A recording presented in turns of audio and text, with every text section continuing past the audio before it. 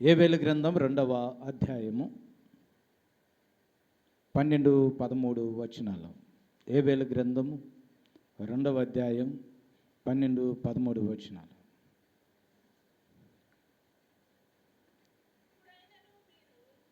ఇప్పుడైనను మీరు ఉపవాసం ఉండి కన్నీరు విడుచుచు దుఃఖించుచు మనఃపూర్వకంగా తిరిగి నా యొద్దకు రండి. ఇదే యెహోవా వాక్కు. మీ దేవుడని యెహోవా కరుణా వాత్సల్యతలు కలవాడును, శాంతమూర్తియు, అత్యంత కృపగలిగినటువంటి వాడు. తాను చేయ ఉద్దేశించినటువంటి కీడును చేయక పశ్చాత్తాపడును కనుక మీ వస్త్రములు కాక మీ హృదయములను చింపుకొని ఆయన తట్టు తిరుగుడి. చాలని ఈ ప్రత్యేకమైనటువంటి కూడికలు అన్ని సంఘాల్లో జరిగినట్టుగా, అన్ని గ్రామాల్లో జరిగినట్లుగా అందరిలాగా మనకి కూడికలు ఉండకూడదు. మీ వస్త్రములు కాక మీ హృదయములను చింపుకొనండి. ఈ శ్రమల దినాలు అంటే సమాజంలో కొన్ని ఆలోచనలు ఉన్నాయి. కొందరు తెల్లని వస్త్రాలు ధరిస్తారు, తెలుపు అండ్ బ్లూ టవల్ వేసి మేము మాలేసుకున్నాం అంటారు. శ్రమల దినాలు ఈ 40 రోజుల వరకే, అది తర్వాత మరలా కనిపించదు. ఈ 40 రోజులు మేము నీసు వంటకం, మాంసం తినం, చికెన్ తినం, లేక మేము ఉపవాసం అండి, ప్రతిరోజు సాయంత్రం మేము ఉపవాసం ఉంటామండి, లేదు కొన్ని రోజులు ఉపవాసం ఉంటామండి. ఇది కొన్ని రోజుల భక్తి కొరకు కాదు. మనము దేవునితో సహవాసం చేయటానికి. మీ వస్త్రములను కాక మీ హృదయములను చింపుకొనండి. ఈ 40 దినాలు దేవునితో సహవాసం చేస్తున్న మనము దేవుని సన్నిధిలో ఎటువంటి ప్రత్యేకమైన జీవితాన్ని సంపాదించుకోవాలో నేర్చుకోవటానికి సిద్ధపడదాం. 40 రోజులతో భక్తి మారిపోకూడదు, అంతేనా? 40 రోజులు అయిపోయిన తర్వాత మరలా లోకపు అనుభవాలు, శరీర సంబంధమైన అనుభవాలు మరలా కనిపించకూడదు. మన స్వభావం అంతా మార్చబడినట్లుగా ఈ ప్రత్యేకమైనటువంటి కూడికల్లో దేవుని పాదాలు పట్టుకోవటానికి సిద్ధపడదాం. చూడండి, వాక్యంలో అపోస్తలుడైన పౌలు దెసలోనికలకు రాసినటువంటి మొదటి పత్రిక 4వ అధ్యాయం 4-5 వచనాలు. దెసలోనికలకు రాసిన మొదటి పత్రిక 4వ అధ్యాయం 4-5 వచనాలు చదువుమా. మీలో ప్రతివాడు దేవుని ఎరుగని అన్యజనుల వలె కామాభిలాష యందు కాక, అన్యజనులు ఎలాగ ప్రవర్తిస్తూ ఉన్నారో అలాగ కాకుండా పరిశుద్ధత యందును ఘనత యందును తన ఘటమును ఎట్లు కాపాడుకొనవలెనో అది ఎరిగి యుండుట దేవుని చిత్తము. ఘటము అంటే ఘటము దేహము. ఘటము అంటే మన దేహం. అన్యజనులు ప్రవర్తించినట్లుగా ప్రవర్తించకుండా ఈ దేహం అంట పరిశుద్ధముగాను ఘనత కలిగినట్లుగా ఉండునట్లుగా ఈ దేహాన్ని సిద్ధపరచుకోవటం దేవుని చిత్తం. స్తోత్రం చెప్తారు ఒక్కసారి. హల్లెలూయా. దేవుని చిత్తము అంటాడు. ఈ దేవుని చిత్తాన్ని మనం అనుసరించుట కొరకై ఈ 40 రోజుల్లో నీ దేహం అంట ఘనత కలిగిన దేహంగా మారిపోవాలి. నీ దేహము పరిశుద్ధత కలిగిన దేహంగా మార్చబడాలి. ఇంతకాలం అపవిత్రమైన కార్యాలు మనలో ఉండొచ్చు. ఇదిగో నిందలతో కూడిన జీవితపు అనుభవాలు మనలో ఉండొచ్చు. దైవజనుడు చెప్తా ఉన్న మాట ఏంటంటే, ప్రజలు లేక అన్యజనులు ఎటువంటి శరీర సంబంధమైన కార్యాలతో ప్రవర్తిస్తూ ఉన్నారో అలాగ ప్రవర్తించొద్దు. మనము దేవుని పాదాలు పట్టుకొని, అయ్యా పరిశుద్ధమైన జీవితం నాకు కావాలయ్యా, ఘనత కలిగిన దేహంగా నా దేహం మార్చబడాలి, ఈ 40 దినాలు నువ్వు ఏ విధంగా ప్రార్థన చేస్తావో, ఏం సరి చేసుకుంటావో నీ ఇష్టం. ఒకే ఒక్కసారి సమరయ స్త్రీతో ప్రభు మాట్లాడాడు, స్వభావం అంతా మారిపోయింది. ఈ 40 దినాలు నీ ప్రార్థన వ్యర్థంగా చేయకూడదు, వ్యర్థమైనటువంటి సమయాన్ని గడపకూడదు. దేవుని దగ్గరకు వచ్చిన నీవు మరలా తిరిగి కోడికలు అయిపోయిన తర్వాత అయిపోయినాయండి లెంట డేస్ కాదు, నా జీవితము పరిశుద్ధతలోనికి వెళ్ళింది, నా స్వభావం అంతా మారిపోయింది, నా నడవడిక మారిపోయిందని చెప్పగలిగినటువంటి స్థానం. అపోస్తలుడైన పౌలు సంఘంతో మాట్లాడుతూ, ఇది దేవుని చిత్తం, ఈ కోడికలో నా బ్రతుకుని మార్చిని అని చెప్పగలిగిన స్థానంలోనికి మన జీవితాలు సిద్ధపరచుకోవటానికి ఈ కోడికలో పాల్గొందాం. నువ్వు పాల్గొనే సమయం అది కొద్దిదే కావచ్చు, కానీ నీ జీవితం మార్పు చెందినట్లుగా సిద్ధపరచుకో. మరొక అనుభవం చూద్దాం. హెబ్రేలుకు రాసిన పత్రిక 12వ అధ్యాయం. హెబ్రీ పత్రిక 12వ అధ్యాయం 14-15 వచనాలు. అందరితో సమాధానమును పరిశుద్ధతయు కలిగి ఉండుటకు ప్రయత్నించుడి. పరిశుద్ధత లేకుండా ఎవడు ప్రభువుని చూడడు.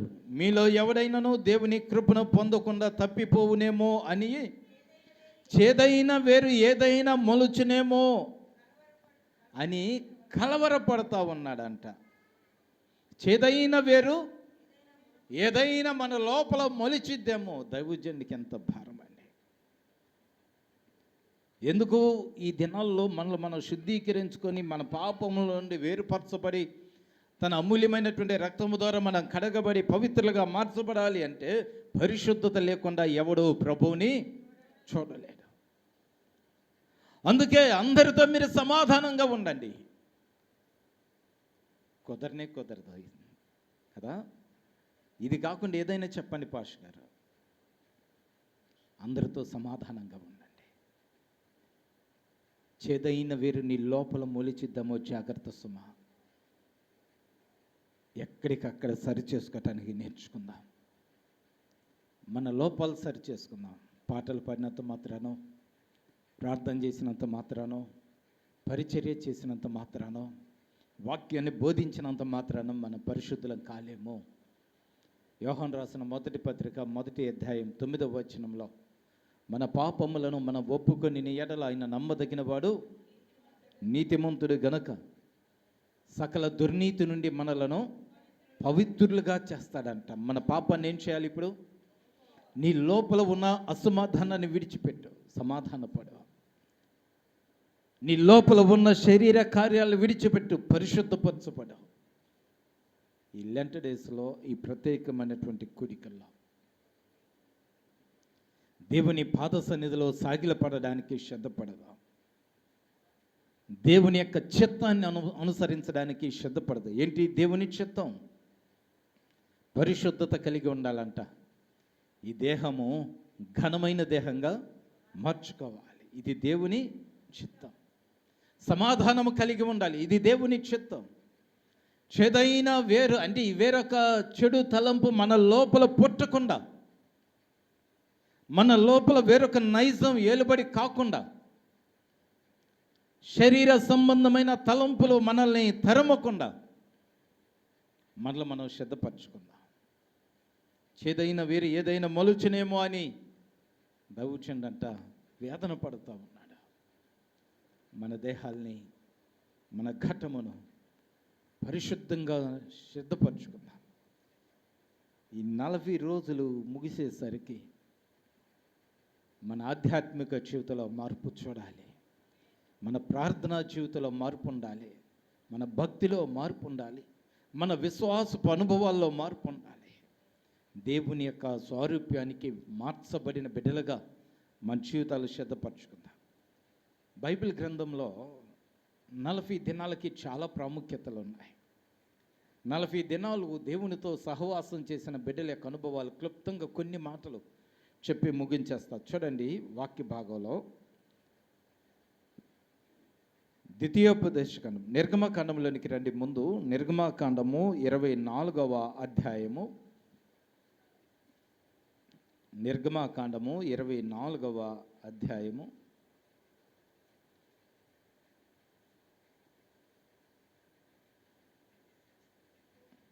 18వ వచనం.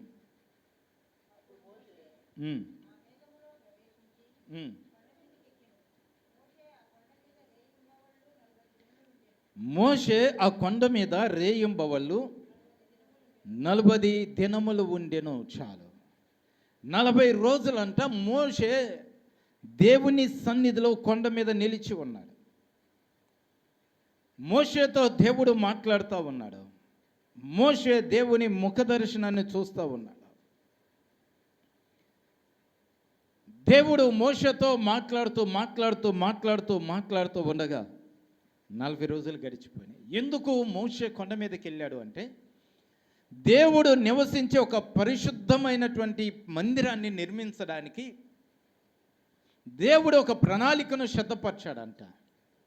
ఆ ప్రణాళికను తెలియపరచడానికి మోషేని నువ్వు కొండ మీదకి రాని పిలిచాడు. ఆ 25వ అధ్యాయంలో 8వ వచనం చూడండి. నేను వారిలో నివసించినట్లు నాకు పరిశుద్ధ స్థలము నిర్మించాలి. నేను నీకు కనపరచు విధముగా మందిరం యొక్క ఆరూపమును, దాని ఉపకరణములన్నిటినీ, వాటి రూపమును నిర్మించాలి. మోషే 40 దినాలు కొండ మీదకెళ్ళి కొండ మీద కూర్చున్నాడు. దేవునితో మాట్లాడుతూ ఉంటే దేవుడు ప్రత్యక్షపు గుడారం యొక్క ప్రత్యక్షతను కనపరిచాడంట.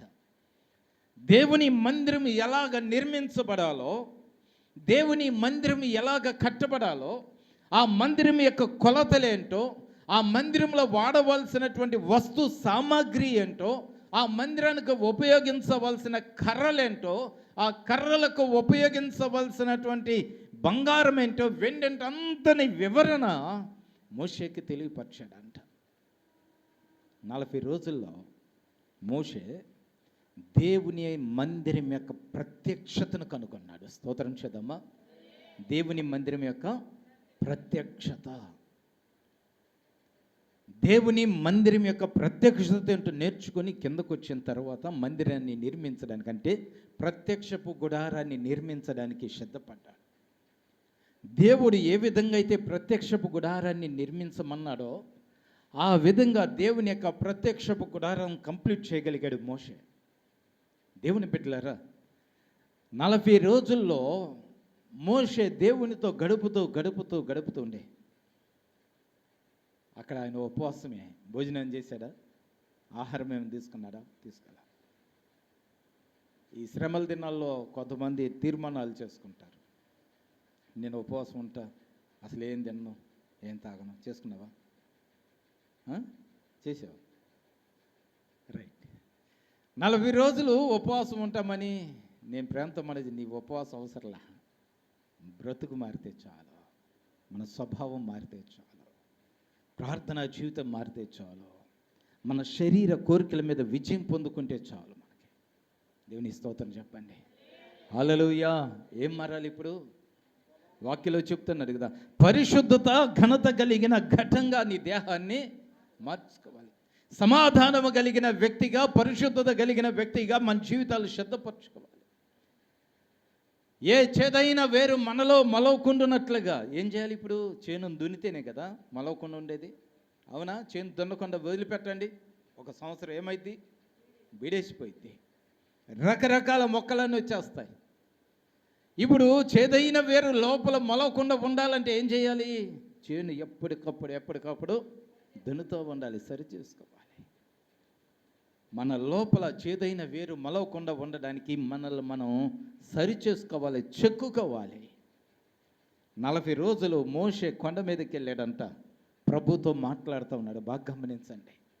ప్రభుతో మాట్లాడుతూ ఉన్నాడు.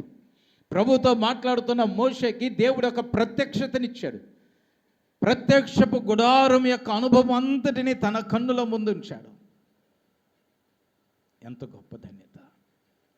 40 రోజులు దేవునితో గడిపినటువంటి మోషే ప్రత్యక్షపు గుడారం యొక్క నమూనాను సేకరించాడు. బ్లూ ప్రింట్గా ఒక ప్రత్యేకమైనటువంటి ప్రింట్ని సంపాదించుకుని వచ్చాడు. గట్టి స్తోత్రం చేద్దామా. 2వ అనుభవం చూడండి వాక్య భాగంలో. మోషే మరొకసారి కొండ మీదకి వెళ్ళాడంట. ద్వితీయోపదేశ కాండం 9వ అధ్యాయం ద్వితీయోపదేశ కాండము 9వ అధ్యాయము 9వ వచనం. అనగా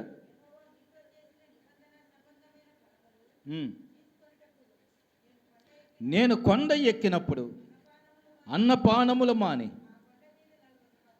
ఆ కొండ మీద 40 పగళ్ళు 40 రాత్రులుంటిని. దేవుని వ్రేలుతో వ్రాయబడిన 2 రాతి పలకలు యెహోవా నాకు అప్పగించెను. మీరు కూడి వచ్చిన దినమున ఆ కొండ మీద అగ్ని మధ్య నుండి యెహోవా మీతో పలికిన వాక్యములన్నీ మరొకసారి కొండ మీదకి వెళ్ళాడంట. దేనికోసం అంటే దేవుడు తనతో మాట్లాడుతూ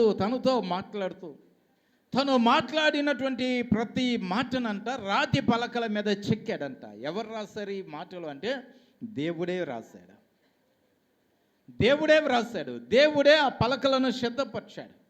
40 రోజులు మోషే కొండ మీద ఉండి 40 రోజుల తర్వాత తిరిగి వచ్చేటప్పుడు మోషే చేతులు ఏమన్నాయో తెలుసా? దేవునికి స్తోత్రం చెప్పండి.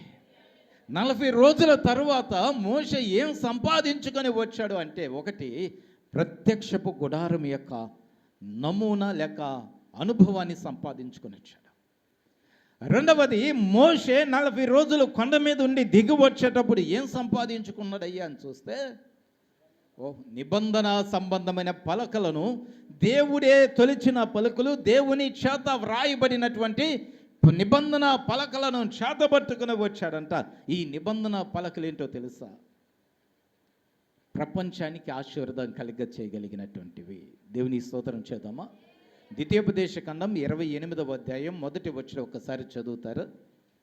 ద్వితీయోపదేశ కాండము 28వ అధ్యాయము 1వ వచనం. నీవు నీ దేవుడని యెహోవా మాట శ్రద్ధగా విని. ఇప్పుడు ఈ ఆజ్ఞలన్నీ ఎక్కడున్నాయి? ఆ నిబంధన మందసంలో లేక నిబంధన పలకల మీద ఆ ఆజ్ఞలు వ్రాయబడి ఉన్నాయి. దేవుడే స్వయంగా లిఖించినటువంటి పలకల మీద రాయబడినటువంటి, దేవుని చేత వ్రాయబడినటువంటి ఆ వాక్యములను ఎవరైతే అనుసరిస్తారో కిందకంటాడు వారు ఆశీర్వదించబడతారు.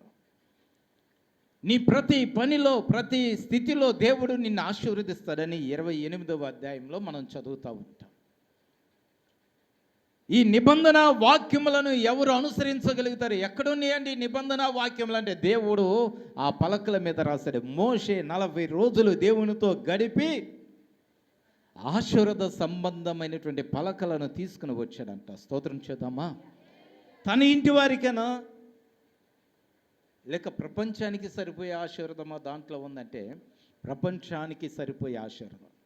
ఈ నిబంధన ఆజ్ఞలను లేక నిబంధన వాక్యములను, ఈ పలకల మీద రాయబడినటువంటి మాటలను ఎవరైతే అనుసరించగలుగుతారో వారందరూ ఆశీర్వదించబడతారు. ఇది మోషే ఒక్కడికి సరిపోయే ఆశీర్వాదం కాదండి. ప్రపంచం అంతటికీ సరిపోయేటువంటి ఆశీర్వాదం మోషే చేతిలో ఉంది. దేవుని స్తోత్రం చేద్దామా? ప్రపంచమంతా ఆశీర్వదించబడగలిగినటువంటి ఈ ప్రత్యేకమైనటువంటి వాక్యం ఇప్పుడు ఎక్కడుంది అంటే మోషే చేతిలో ఉంది. 40 రోజుల తర్వాత ప్రపంచానికి ఆశీర్వదకరమైన వ్యక్తిగా మోషే మారిపోయాడు. ఈ 40 రోజుల తర్వాత నీ కుటుంబానికి, నీ సంఘానికి, నీ గ్రామానికి ఆశీర్వదకరమైన వ్యక్తిగా మన జీవితాలు మార్చబడాలి. మన బ్రతుకులు అలాగా మార్చబడాలి. ఎందుకో తెలుసా? దేవుని వాక్యం మన హృదయంలో ఉంటుంది. దేవుని వాక్యం మన చేతిలో ఉంటుంది. దేవుని వాక్యం మన నోటిలో ఉంటుంది. ఈ వాక్యానుసారంగా నడవగలిగితే ఖచ్చితంగా దేవుని యొక్క ఆశీర్వాదం మనం అనుభవించగలుగుతాం. మరొక్కసారి లేడంట కొండ మీదకి, మరొక్కసారి లేడంట. అప్పుడు కూడా 40 రోజులు ఉన్నాడు. చూద్దామా వాక్య భాగాల్లో 9వ అధ్యాయంలోనే 18 నుండి కొన్ని మాటలు చదువుదాం.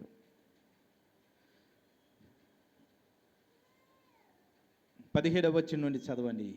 9వ అధ్యాయం 17వ వచనం. అప్పుడు నేను ఆ 2 పలకలను పట్టుకొని నా 2 చేతుల్లో నుండి మీ కన్నుల ఎదుట వాటిని క్రింద పడవేసి పగలగొట్టి ఉమ్, ఉమ్, ఉమ్. మునుపటి వలె అన్నపానములు మాని 40 పగళ్ళు 40 రాత్రులు నేను యెహోవా సన్నిధిని ఏం చేశాడంట? దేవుడు తనకి ఇచ్చినటువంటి ఆజ్ఞలు కలిగినటువంటి పలకలను తీసుకొని వస్తా ఉంటే కింద ఉన్నటువంటి ప్రజలు చెడిపోయారంట, పాపానికి బానిసలైపోయారు. మోషే అనువాడు ఏమయ్యానో అని చెప్పి వారు ఏం చేశారు? ఒక దూడని తయారు చేసుకొని, పోత విగ్రహాన్ని తయారు చేసుకొని సాగిలపడితే వారందరూ ఆ బొమ్మని ఆరాధించడం ప్రారంభించాడు. ఓయే ఇశ్రాయేలు అని ఆ బొమ్మకి సాగిలపడి ఇశ్రాయేలుని ఆరాధన చేయడం ప్రారంభించారు. ఇష్టానుసారంగా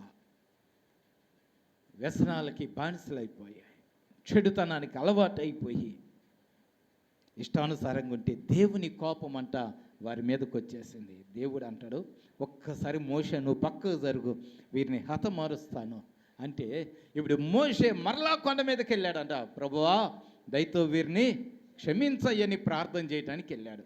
ఆ అధ్యాయాన్ని గనక మీరు చదువుతూ ఉంటే, కింద వరకు మీరు చదువుతూ ఉంటే, మోషే దేవుని ప్రజల కొరకు చేసినటువంటి ఆ ప్రార్థన అనుభవం ఈ వాక్య భాగంలో మనం చూస్తూ ఉంటాం. మరలా కొండ మీదకి వెళ్ళి దేవుని సన్నిధిలో ప్రార్థన చేసి దేవుని యొక్క కనికరం వారి మీద ఉండునట్లుగా, దేవుడు తన ప్రార్థన ఆలకించినట్లుగా దేవుని సన్నిధిలో ప్రార్థన చేయడం ప్రారంభం. ఇప్పుడు ఎవరి కోసం వెళ్ళాడో తెలుసా? దేవునికి వ్యతిరేకంగా ప్రవర్తిస్తున్న ప్రజల యొక్క క్షేమము కొరకు వెళ్ళాడంట. సంఘానికి వ్యతిరేకంగా ప్రవర్తించేవారు ఉన్నారు, నీ వ్యక్తిగత జీవితానికి వ్యతిరేకంగా ప్రవర్తించేవారు ఉన్నారు, నీ కుటుంబానికి వ్యతిరేకంగా ప్రవర్తించేవారు ఉన్నారు. వీరందరి కోసం ఈ 40 రోజులు నువ్వు చేసే ప్రార్థన ఆ ప్రజలకు క్షేమం కావాలి. దేవుడు నీ ప్రార్థన, నా ప్రార్థన, మన సంఘ ప్రార్థన ఆలకించి ఈ ప్రత్యేకమైనటువంటి కృపను దేవుడు దయచేయాలి. దేవునికే కోపం రేపారంట, దేవునికే కోపం రేపారు. వారి క్షేమం కొరకు మోషే 40 రోజుల ఉపవాసం ఉండి ప్రార్థన చేస్తాం. 25వ వచనం చదువుతారా? 24, 25 వచనం. నేను మిమ్మల్ని ఎరిగిన దినము మొదలుకొని, వీళ్ళకి అలవాటు అయిపోయింది కదా, వీళ్ళకి అలవాటు అయిపోయింది. మీరు యెహోవా మీద తిరుగుబాటు చేయుచున్నారు కాగా, నేను మునుపు సాగిలపడినట్లు యెహోవా సన్నిధి 40 పగళ్ళు 40 రాత్రులు సాగిలపడతాను. యెహోవా మిమ్మును నశింపచేసేదనగా నేను యెహోవాను ప్రార్థించుచు, దేవుని కోపం వచ్చేసింది. మోషే వీళ్ళని నశింపజేస్తాను, ఒక్కసారి తప్పుకు అయ్యా అన్నాడంట. మోషే 40 రోజులు కొండ మీద ఉండి ప్రార్థన చేయడం ప్రారంభించాడు. ప్రభువా సహాయం. ఈయనకి అలవాటేమో మోషేకి కదా, మాట్లాడితే కొండ ఎక్కటం, మాట్లాడితే కొండ ఎక్కటం. అమ్మోనీలతో యుద్ధం జరుగుతుంది, ఎక్కడికి వెళ్ళాడు మోషే? కొండ మీదకి వెళ్ళాడు. ఆయన సన్నిధిలోనికి వెళ్ళాడు. కొండ మీదకి వెళ్ళటం అంటే, శిఖరం మీదకి వెళ్ళటం అంటే ఆయన సన్నిధిలోనికి వెళ్ళడం. ఎవరి కోసం? తన్ను ప్రేమించే వారి కోసమా? తనకి సహాయకులుగా ఉన్న వారి కోసమా అంటే కాదండి, దేవునికి వ్యతిరేకంగా ఉన్నవారి కోసం, దేవుని చిత్తానికి వ్యతిరేకంగా ప్రవర్తించే వారి కోసం అంట కొండ మీదకి వెళ్ళి దేవుని సన్నిధిలో ప్రార్థన చేస్తూ ఉన్నాడు. 40 రోజులు ఆయన సన్నిధిలో మరలా ఉపవాసం. ఆయన సన్నిధిలో ప్రార్థన చేస్తూ ఉన్నాడు. ఇప్పుడు ఒక మాట చదువుతారా? 10వ వచనం, 10వ అధ్యాయం 10వ వచనం. 10వ అధ్యాయం 10వ వచనం. నేను మునుపటి వలె 40 పగళ్లను 40 రాత్రులను కొండ మీద ఉండగా యెహోవా ఆ కాలమున నా మనవి ఆలకించి నిన్ను నశింప చేయుట. 2 చేతులెత్తి స్తోత్రం చెప్పండి. ఒక వ్యక్తి ప్రార్థన లక్షల మంది ప్రజలకు జీవాన్ని పోసిందంట. మోషే ఒక్కడి ప్రార్థన 40 రోజులు సాగిలపడ్డాడు. కనికరించయ్యా, వారి తప్పిదములను క్షమించయ్యా అని 40 రోజులు మోషే చేసిన ప్రార్థన ఇశ్రాయేలు ప్రజలను నశింప చేస్తానని చెప్పిన దేవుని యొక్క ఆలోచనని తిప్పివేసేసింది. దేవుని ప్రజల మీదకి రాబోతున్న ఉగ్రత నుండి దేవుడు విడిపించేశాడు ఒక్క వ్యక్తి ప్రార్థన. 40 రోజుల తర్వాత చూస్తే మరణము జీవంగా మారిపోయింది. దేవుని ఉగ్రత ఆశీర్వాదకరంగా మారిపోయింది. ఈ 40 రోజులు మోషే ఒక్కడి ప్రార్థన, ప్రభువా ఈ వ్యక్తిని క్షమించు, ఈ వ్యక్తిని క్షమించు, ఈ వ్యక్తిని క్షమించు, ఈ వ్యక్తిని క్షమించు. ఇప్పుడు మోషే ఏమని చేసాడో తెలుసు, ప్రభువా ఈ ప్రజలందరినీ క్షమించు. నువ్వేమని ప్రార్థన చేస్తావు? నీకు ఎవరు వ్యతిరేకంగా ఉన్నారో వారి కొరకు ప్రార్థన చేయి. ప్రభువా ఈ వ్యక్తిని క్షమించయ్యా, ఈ వ్యక్తిని క్షమించు, ఈ వ్యక్తిని క్షమించు. దేవుని స్తోత్రం చేద్దాం. కష్టమే కదా, గుండెని మనసును ముక్కలు చేసిన వ్యక్తి కోసం ప్రార్థన చేయాలంటారా? ఆయన సారీపులోనికి మార్చబడాలంటే తప్పదు కదా, అవునా? ఆయన కన్నీళ్లతోనూ రోదనముతోనూ దేవునికి ప్రార్థన యాచనలను చేస్తూ ఉన్నాడంట. ఎవరి కోసం? మన మనుషులమనే మనం రేపలేదా ఆయన గాయాల్ని? తిరుగుబాటు చేయలేదా? పదే పదే దేవునికి అవమానకరంగా ప్రవర్తించలేదా? మన ద్వారా దేవుని నామం దూషించబడలేదా? మన కొరకు ఆయన ప్రార్థన చేస్తే, ఆయన బాటలో నడిచే మనము కూడా నీ గుండెను బద్దలవ్వేటట్లుగా ప్రవర్తించిన వారి కోసం, నీ హృదయము బద్దల ఉన్నట్లుగా నీ కొరకు ప్రవర్తించిన వారి కోసం ప్రార్థన చేయి. మోషే ఒక్కడి ప్రార్థన లక్షల మందికి ఇచ్చేవాడిని ఇచ్చేసింది. దేవుని స్తోత్రం చేద్దామా? హల్లెలూయా. ఇది మోషే యొక్క అనుభవం. మరొక అనుభవం చూద్దాం, మరొక వ్యక్తిని చూద్దాం. రాజుల మొదటి గ్రంథం 19వ అధ్యాయం. రాజుల మొదటి గ్రంథం 19వ అధ్యాయం 8వ వచనం. అతడు లేచి భోజనము చేసి ఆ భోజనపు బలము చేత 40 రాత్రింబగళ్ళు ప్రయాణము చేసి దేవుని పర్వతం అనబడినటువంటి హోరేబునకు వచ్చి, చాలమ్మా, ఎవరైనా ఏలియా మరణాపేక్ష కలిగినటువంటి వాడై, అంటే చాలయ్యా నేను చేసిన సేవ, ఇక నా జీవితం ముగించేస్తా, చాలు, ఈ రోజుతో నేను చచ్చిపోతే బాగుండి, ఎంత మట్టికి చాలు, ఇక నా వల్ల కాదు బ్రతకటం. ఇదిగో నువ్వేం పని చేసావు చెప్పావో ఆ పని అంతా చేస్తావు, వచ్చిన ఇక చాలయ్యా నా వల్ల కావట్లేదు. యెజబెలుకి భయపడి కుమిలిపోతా ఉంటే దేవుడు అంటాడు, తన దూతను పంపించి తనకు ఆహారాన్ని పెట్టి, నీ శక్తికి మించిన ప్రయాణం ఉంది, నువ్వు సిద్ధపడు. ఆ రోజు భోజనం చేసినటువంటి వ్యక్తి ప్రయాణాన్ని ప్రారంభించాడంట. 40 రోజులు నడిచాడు. బాగా గమనించండి, అక్కడ ఉన్న మాట ఒకసారి చూస్తాడా. 8వ వచనం. అతడు లేచి భోజనము చేసి ఆ భోజన బలము చేత, ఒక్కరోజు భోజనం, ఎన్ని రోజులు నడిచాడు? ఒక్కరోజు భోజనం ఎన్ని రోజులు? 40 రోజులు ప్రయాణము చేసి దేవుని పర్వతం అనబడిన హోరేబునకు వచ్చాడంట. ఈ 40 రోజుల ప్రయాణంలో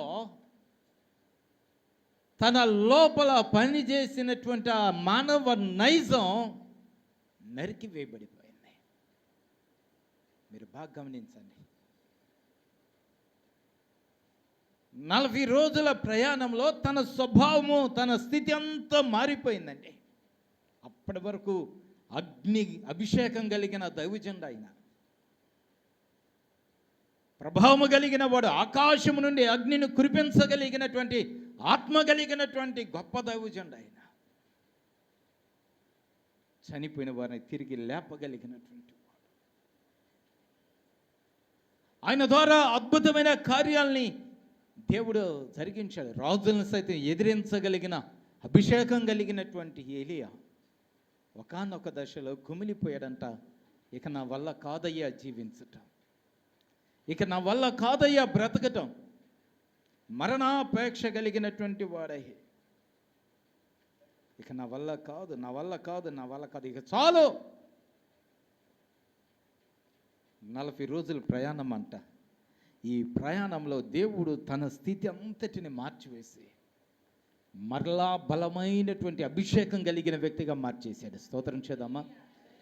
ఎంతటి అభిషేకం అంటే, ఆ వచనాలు కనుక మనం చదువుతూ ఉంటే, రాజులుగా నియమించబడే వారిని, ప్రవక్తలుగా నియమించబడేటువంటి వారిని, దీర్ఘదర్శులుగా నియమించబడే వారిని అభిషేకించగలిగినటువంటి అభిషేకాన్ని ఈ 40 రోజుల ప్రయాణంలో దేవుడు తన కొరకు సిద్ధపరిచాడు. ఈ 40 రోజులు నీ జీవితాన్ని ఒక్కసారి చూడు. ఇక నా వల్ల కాదు బ్రతకటం అనిపించింది కదా, ఇక నా వల్ల కాదు ఆరోగ్యాన్ని బట్టి చచ్చిపోతే బాగుండు, ఇక నా వల్ల కాదు కుటుంబ పరిస్థితులు బట్టి, నా వల్ల కాదు ఆర్థిక సమస్యలు బట్టి. ఈ 40 రోజులు నువ్వు దేవునితో సహవాసం చేసి, ఈ 40 రోజులు దేవుని సన్నిధిలో సాగిలపడు, దేవునితో మాట్లాడు, దేవుని స్వరాన్ని వినటానికి సిద్ధపడు, దేవుని అడుగు జడలో నడవబడటానికి సిద్ధపడు. ఈ 40 రోజుల తర్వాత ఒక బలమైన అభిషేకం కలిగిన వ్యక్తిగా దేవుడు మనల్ని సిద్ధపరచునుగాక. హల్లెలూయా. మీరు గమనించండి, మరణాపేక్ష కలిగిన వాడంట. ఇక నా వల్ల కాదు, ఇంతవరకు చాలయ్యా, చేసింది చేసిన సేవ, ఇక చాలయ్యా ముగిస్తాను. 40 రోజులు నడువు అన్నాడు. ఒక్కరోజు భోజనం పెట్టి 40 రోజులు నడిపించాడు. 40 రోజులు నడిచిన తర్వాత ఏలియా జీవితం ఎలాగుందో ఒక్కసారి చూడండి. కింద వచనాల్లో మనం చదువుతూ ఉంటే 11వ వచనం, యెహోవా ఆ వైపున సంచరింపగా, 11వ వచనం, అందుకు ఆయన, నీవు పోయి పర్వతం మీద యెహోవా సముఖం నిలిచి ఉండమని సెలవిచ్చెను. అంతటా యెహోవా ఆ వైపున సంచరింపగా బలమైన పెనుగాలి లేచెను. యెహోవా భయమునకు పర్వతమును బద్దలయ్యను, శిలలు చిన్న భిన్నములయ్యన, కానీ యెహోవా ఆ గాలి దెబ్బ యందు ప్రత్యక్షము కాలేదు. 2వది, గాలిపోయిన తరువాత భూకంపము కలిగెను, కానీ ఆ భూకంపమునందు యెహోవా ప్రత్యక్షము కాలేదు. 3వది, ఆ భూకంపమైన తరువాత మెరుపు పుట్టెను, కానీ ఆ మెరుపునందు యెహోవా ప్రత్యక్షము కాలేదు. బాగా గమనించండి, దేవుడు తన జీవితాన్ని ఎలాగ ప్రత్యేకంగా మలుస్తూ ఉన్నాడో చూడండి. మోషే సినాయి పర్వతం మీదకి వెళ్ళాడంట. యెహోవా మహిమ దిగి వచ్చింది, మోషేతో దేవుడు మాట్లాడాడు. ఇప్పుడు మనం గమనిస్తూ ఉంటే 10, 11 వచనాలు గనక మనం చదువుతూ ఉంటే, బలమైన పెనుగాలు వచ్చింది, పర్వతముల బద్దలైపోయి శిలలు చిన్న భిన్నములు అయిపోతా ఉంటే ఒక మనిషి అక్కడ ఎలాగ నిలవగలుగుతాడు? నా మాట అర్థం చేసుకోవటానికి ప్రయత్నం చేయండి. ఆ కొండ మీద ఉన్నటువంటి పర్వతం, ఆ కొండ మీద ఉన్నటువంటి ఆ పర్వతం కూడా కదిలిపోతూ ఉంది. దాని మీద ఉన్న రాళ్ళు, శిలలు అంటే రాళ్ళు, అవి కూడా చిన్న భిన్నములు అయిపోతూ ఉంటే, ఈ చిన్న భిన్నములు అయిపోతున్న తరుణంలో ఒక మనిషి ధైర్యంగా ఎలాగ ఉండగలుగుతాడు? తన ఒక రూపాంతరంలోనికి తీసుకొని రావడానికి దేవుడు తనని ఏ విధమైన అనుభవంలోనికి తీసుకెళ్ళాడో చూడండి. ఆ తరువాత బలమైనటువంటి పెనుగాలి వచ్చిందంట, భూకంపం కలిగింది. భూకంపంలో కూడా దేవుడు తనతో మాట్లాడాలి. ఆ తరువాత మెరుపులు వచ్చేస్తున్నాయి. ఈ మెరుపులో దేవుడు మాట్లాడతాడు, మెరుపులో కూడా దేవుడు మాట్లాడాలి. ప్రశాంతంగా అయిపోయింది. అన్ఎక్స్పెక్టెడ్గా వాతావరణం అంతా మారిపోయింది. ఇప్పుడు దేవుడు మాట్లాడడం ప్రారంభించడం, మిక్కిలి నిమ్మలమైన మాట్లాడు ఒక స్వరము. దేవుని స్తోత్రం చెప్పండి. హల్లెలూయా. దేవుడు తనతో మాట్లాడుతూ ఉన్నాడంట. ఇక నా వల్ల కాదయ్యా బ్రతకటం అనుకున్న వ్యక్తిని దేవుడు ఏం చేశాడో చూడండి. 15వ వచనం, అప్పుడు యెహోవా అతనికి సెలవిచ్చిన దేవనగా, దమస్కునకు పోయి దానిలో ప్రవేశించి సిరియా దేశం మీద హజాయేలునకు పట్టాభిషేకము చేయము. 2వది, ఇశ్రాయేలు వారి మీద నింషి కుమారుడకు యెహోవాకి పట్టాభిషేకము చేయము. 3వది, నీ కుమారుగా ప్రవక్త అయి ఉండుటకు అబెల్మెహోలా వాడైన షాపాతు కుమారుడైన ఎలీషాకు అభిషేకము చేయము. ఇప్పుడు రాజులను అభిషేకించేవాడుగా దేవుడు 40 రోజుల తర్వాత ఏలియాని మార్చేశాడు. స్తోత్రం చెప్పండి, హల్లెలూయా. ఇక నా వల్ల కాదయ్యా అనుకున్నటువంటి వ్యక్తిని రాజులను అభిషేకించేవాడుగా దేవుడు మార్చేశాడంట. ప్రార్థన చేస్తావా? ఇంకా అయిపోయింది నా జీవితం, అయిపోయింది నా కుటుంబం, అయిపోయింది నా బ్రతుకు అనుకుంటున్నావేమో. నువ్వు దేవుని సన్నిధిలో సాగిలపడు, నీ స్థితిగతులన్నీ మార్చబడతాయి. రాజులను అభిషేకించేవాడుగా, ప్రవక్తలను అభిషేకించేవాడుగా ఏలియా తర్వాత ఎలీషా వచ్చాడు. రెట్టింపు ఆత్మ కలిగిన వాడైన, స్తోత్రం చెప్తారా, రెట్టింపు అభిషేకం కలిగిన వాడిగా మారిపోయాడంట. ఏలియా కంటే అద్భుతమైన కార్యాలు చేశాడు ఎలీషా. రెట్టింపు అభిషేకం, రెట్టింపు అభిషేకం. ఏలియా ఎటువంటి వారిని సిద్ధపరచాడో తెలుసా? తనను మించిన వారు, యేసయ్య అంటాడు, నాకంటే మీరు గొప్ప కార్యాలు చేస్తారు. ఏలియాని మించిన అభిషేకం కలిగిన వ్యక్తిని అభిషేకించాడు ఏలియా. నా పని అయిపోయింది అనుకున్న వాడికి ఎటువంటి స్థానం ఇచ్చాడు. 40 రోజుల తర్వాత తన జీవితంలో గొప్ప కార్యం. అందరిలాగా వద్దండి, అందరిలాగా పాల్గొనొద్దు. అందరిలాగా పాల్గొనే ఎక్కడికి అనవసరం మనం రావటం కూడా. ఈ కుడికిలు కూడా అనవసరమే. అన్ని సంఘాల్లో జరిగినట్టు మన సంఘంలో జరగటం అనవసరం కదా. ఒక ఆశ, ఒక ప్రత్యేకమైన స్థానం, దేవుని కొరకు నమ్మకంగా జీవించడానికి, దేవునికి ఇష్టమైన బిడ్డగా ఉండటానికి ఈ 40 దినాల్లో నేను ఏమి సరిచేసుకోవాలో సరిచేసుకోవటానికి, నేను ఏమి నేర్చుకోవాలో దాన్ని నేర్చుకోవటానికి, విశ్వాసంలో ఎలాగా స్థిరపరచబడాలో. అక్కడ ఒక మాట మీరు గమనించండి, టైం లేదు కాబట్టి ముందుకెళ్తా ఉన్నా. ఏలియా అని అంట దూత మాట్లాడుతూ, లే, నీ శక్తికి మించిన ప్రయాణం ఉంది, ఈరోజు భోజనం చేసి నువ్వు నడవాలి. ఎంత విశ్వాసం ఉండబట్టి 40 రోజులు నడిచాడండి. 40 రోజులు నడుచుకుంటూ వెళ్ళాడంట. ఎంత విశ్వాసంలో పెరిగిపోయి ఉంటాడు. దిగజారిపోయి మరణ అంచుల్లోనికి వెళ్ళి ఇక నా వల్ల కాదు అనుకున్న వాడిని విశ్వాసంలో స్థిరపరిచాడు ఆయన. స్తోత్రం చేద్దామా? మరొక వ్యక్తిని చూద్దామా?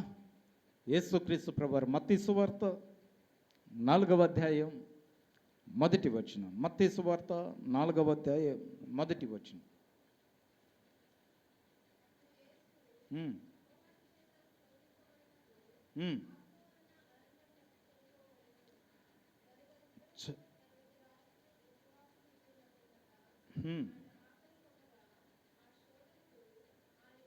చాలు. అప్పుడు యేసు అపవాది చేత శోధించబడటకు ఆత్మ వలన అరణ్యమునకు కొనిపోబడి 40 దినములు 40 రాత్రులు ఉపవాసం ఉండిన పిమ్మట శోధకుడు ఆయన దగ్గరికి వచ్చేసాడు.